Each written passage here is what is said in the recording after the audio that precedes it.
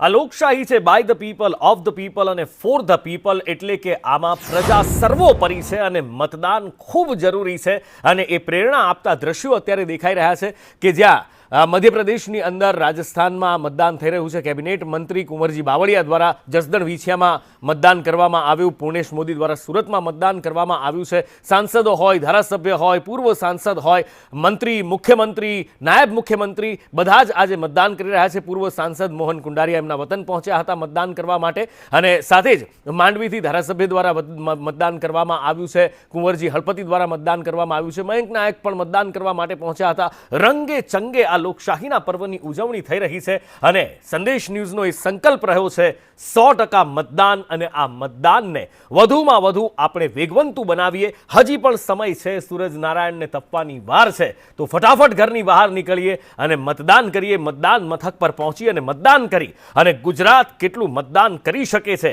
એક દાખલો બેસાડીએ.